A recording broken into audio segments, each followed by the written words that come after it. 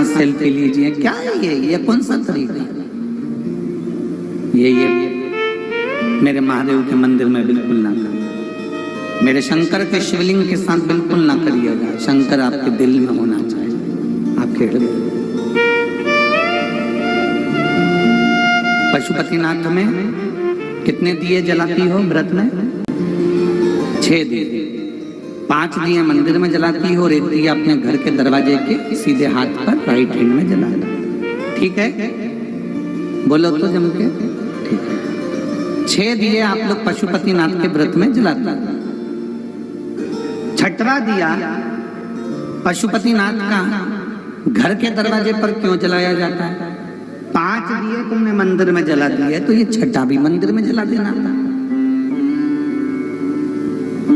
जब 5 दिए हमने शिव के मंदिर में जलाए, तो 6वां दिया भी हमें मंदिर में जलाना था। फिर इसको हम शंकर के मंदिर में ले भी गए, और अगर 6वां दिया तुम्हें घर में जलाना था तो घर के अंदर ही रख के आ जाती, फिर इसको मंदिर लेकर क्यों गई? कोई पूछे तुमसे कि ये सियोर वाला महाराज तो नए नए व्रत बताते रहता है, सियोर वाला महाराज नए नए काम बताता रहता है, लोग हमको टोटका वाला महाराज भी कह देते हैं, ताने भी दे देते हैं, पर उनको नहीं मालूम कि दशरथ जी के घर में जब औलाद नहीं हुई तो उन्होंने गुरु बाबा से कहा था, और गुरु बाबा ने कोई उपाय कराया, तो क्या वो टोटका था?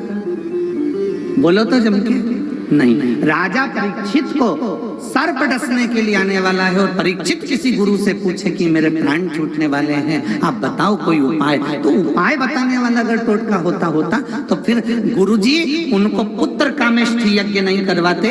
अगर कह देते कि क्या करना, उपाय कर कर क्या करना। शिव महापुराण में जितनी बातें आपको शिव महापुराण के माध्यम से, इस व्यासपीठ के माध्यम से, बेलपत्र चढ़ाने का तरीका, शहद लगाने का तरीका, काली मिर्च चढ़ाने का तरीका, एक एक अरहर की दाल की पत्ती चढ़ाने का तरीका, एक एक बातें, दुर्वा चढ़ाने का तरीका, शमी पत्र चढ़ाने का तरीका, कमलगट्टे चढ़ाने का तरीका, सरसों के फूल चढ़ाने का तरीका, जितनी बातें आपको इस व्यासपीठ से बताई जाती है वो सारी की सारी गीता प्रेस गोरखपुर की शिव महापुराण के अंदर अंकित है। गीता प्रेस गोरखपुर की शिव महापुराण के साथ में अंकित है। शंकर जी पे चढ़ा हुआ जल पीना है, ये शिव महापुराण में अंकित है कि 3 ताप हमारे समाप्त हो जाते हैं शिव जी पे चढ़े हुए जल का आचमन करने से। नारी भगवान शंकर की पूजन करेगी, हमारे शास्त्र कहते हैं। लक्ष्मी जी ने बेलपत्री के पेड़ के नीचे शंकर का शिवलिंग बनाकर पूजन करा। ब्रह्माणी ने स्वयं श्री शैलम पर बैठकर शंकर के शिवलिंग का पूजन करा। पार्वती ने स्वयं शिवलिंग का निर्माण कर कर पूजन करा, और पार्वती सती मैया शिवलिंग का पूजन नहीं कर पाई थी, याद रख लेना। उमा शिवलिंग का पूजन नहीं कर पाई थी, कात्यायनी शिवलिंग का पूजन नहीं कर पाई थी। शंकर भगवान की जो 50-51 पहले की पत्नी है, वो एक भी शंकर के शिवलिंग का पूजन नहीं कर पाई थी, इसलिए उनको मरना पड़ा, प्राण छोड़ना पड़े। पर पार्वती मैया ने शंकर के शिवलिंग का पूजन बचपन से करा, इसलिए पार्वती और शंकर की जोड़ी अमर हो गई, और ऐसी जोड़ी हो गई उसे गौरी शंकर कर केवल सियोर वाले महाराज का विरोध करना। शंकर पे जल मत चढ़ाओ, शिव जी पे जड़ा जल मत पियो, श्री शिवाय नमस्तुभ्यम वेद और पुराण शास्त्र का मंत्र ही नहीं है। हम कहते हैं जिनको लगता है कि श्री शिवाय, जम के बोलिए जरा, श्री शिवाय नमस्तुभ्यम, जिनको लगता है कि ये हमारे शिव पुराण में मंत्र नहीं लिखा, उनसे कहूंगा एक बार गीता प्रेस गोरखपुर के शिव पुराण को पढ़ो।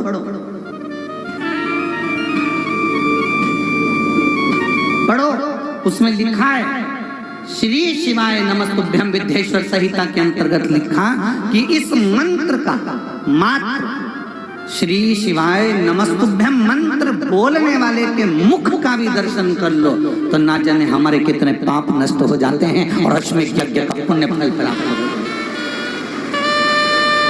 देखिए, मैं आस्था चैनल वालों से कहूंगा जरा श्री शिवाय नमस्तुभ्यम मंत्र को हमारी शिव पुराण, ये गीता प्रेस गोरखपुर की शिव पुराण, हम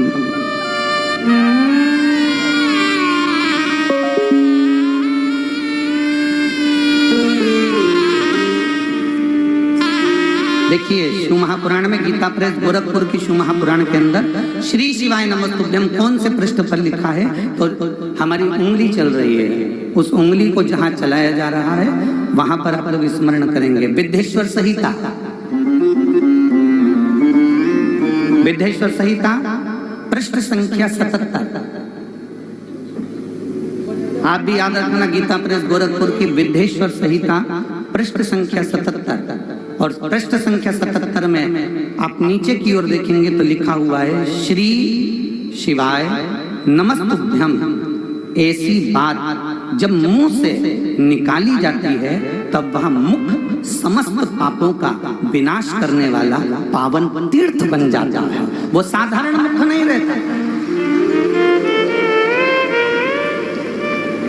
मैं आस्था चैनल वालों से कहूंगा, आप भी दिखाइएगा जनमानस को कि श्री शिवाय नमस्तुभ्यम कहां से लिया गया और उसका भी स्मरण करें। विद्धेश्वर संहिता के पृष्ठ संख्या 77 में श्री शिवाय नमस्तुभ्यम, ऐसी बात जब मुंह से निकलती है तब वह मुख समस्त पापों का विनाश करने वाला पावन तीर्थ बन जाता है। जो मनुष्य प्रसन्नता पूर्वक उस मुख का, आप जरा देखिए इसमें क्या लिखा गया, जो मनुष्य प्रसन्नता पूर्वक उस मुख का दर्शन करता है उसे निश्चय ही तीर्थ सेवन जनित फल प्राप्त होता है, उसे तीर्थों का फल प्राप्त हो जाता है। जो श्री शिवाय नमस्तुभ्यम बोलने वाले मुख का दर्शन करते हैं। इतनी विचित्र है शिव पुराण, इतनी विचित्र। विरोधियों को केवल विरोध करना है, निंदकों को केवल निंदा करना है, और वह निंदा पुराण की नहीं है, वो सियोर वाले महाराज की निंदा करना है कि ये कहां से लेकर। शिवलिंग की उत्पत्ति भगवान देवादिदेव महादेव के शिवलिंग का प्रागट्य शिवरात्रि के दिन एक बिंदु के माध्यम से हुआ।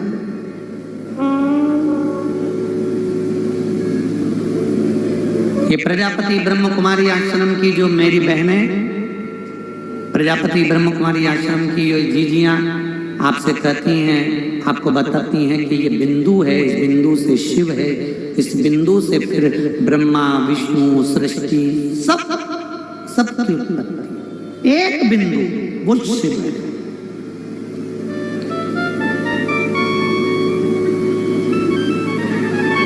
एक बिंदु वो शंकर है। कुछ नहीं रहता, आखिरी में वही बिंदु रह जाता, आखिरी में वो बिंदु।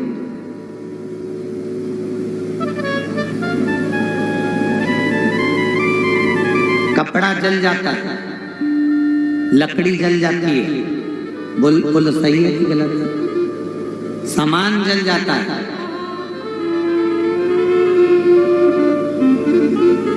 कपड़े का अस्तित्व बिगड़ सकता है, लकड़ी का अस्तित्व बिगड़ सकता है, सोने का अस्तित्व बिगड़ सकता है, लोहे का अस्तित्व बिगड़ सकता है, शरीर का अस्तित्व बिगड़ सकता है, पर राख का अस्तित्व बिगड़ता है? राख का अस्तित्व बिगड़ेगा नहीं। मेरे देवादिदेव महादेव अपने शरीर पर राख धारण करते हैं, मेरे शंकर अपने शरीर पर राख लपेट कर रखते हैं, क्योंकि राख इसलिए लपेट कर रखते हैं,